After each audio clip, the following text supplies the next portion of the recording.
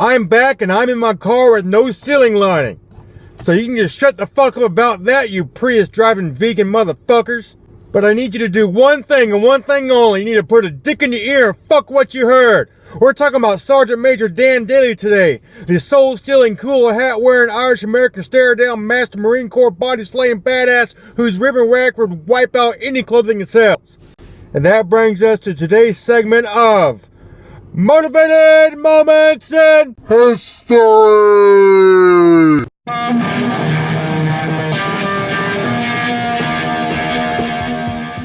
Daniel Joseph Daly was born in Queens, New York in 1873. When he was a child, he wanted only one thing. As the other kids in his neighborhood dreamed of being famous actors, athletes, or scientists, Dan would put on his pajamas at night, cuddle up with his teddy bear, and dream of the day that he could one day don a Marine Corps uniform and slay some motherfucking bodies. As a youth and young adult, he established himself as a reputable amateur boxer.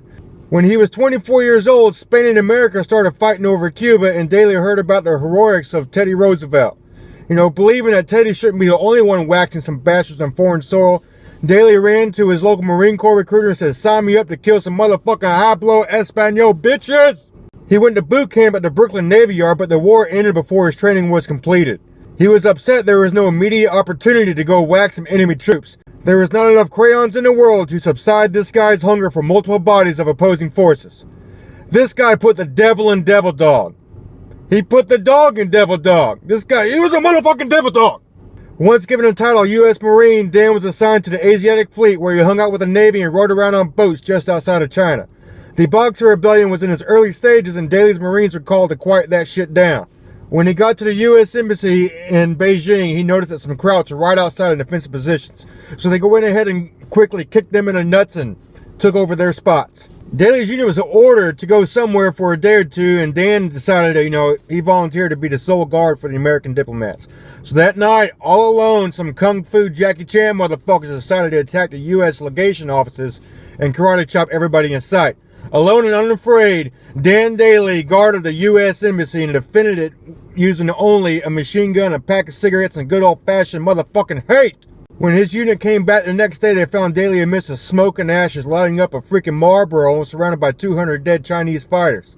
For his heroic actions that evening, he was awarded the Medal of Honor.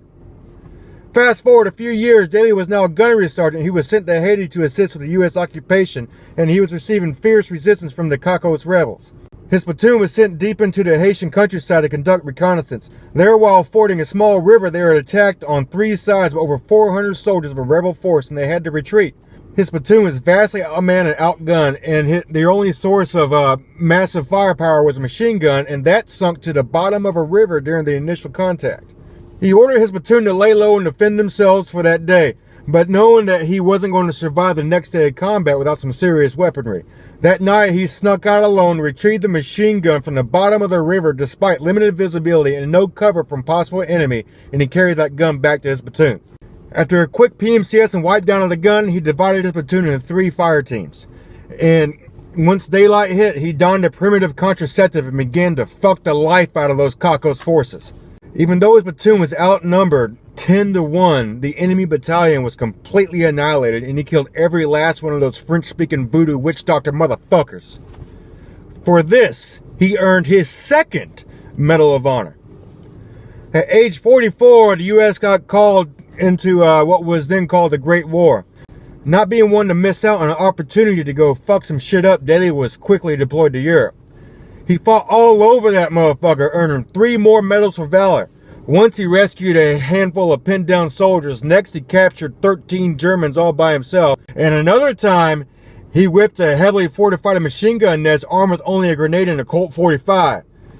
His most notable brass balls moment of that war was the Battle of Belleau Wood, some French term. Daly and his men were stuck in the middle of a Category 5 shit tornado, pinned down by a bunch of Germans in defensive positions armed with every machine gun on the fucking planet. He was outnumbered 2-1. Pissed off and bored with just lying there, Daly got up, threw in some skull wintergreen, and yelled at his Marines, "Come on, you sons of bitches, do you want to live forever?" Then he charged the German positions through an onslaught of machine gun fire, which inspired his men to actually not want to live forever. Oddly enough, it wasn't the Americans who died. The last thing those sorry Germans saw was a group of Marines whose love of killing vastly outweighed their love of staying alive. Daly flushed all the Germans out of the woods and set in motion what was to be later known as American fucking supremacy. Woo! Woo!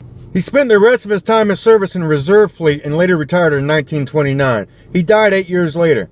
Recent paranormal studies have concluded that Adolf Hitler did not commit suicide, but was in fact mouth raped to death by the ghost cock of Daniel fucking Daly. You can visit his grave at plot number 70, section 5 at the Cypress Hills National Cemetery. And that, kids, is your Motivated Moments in History!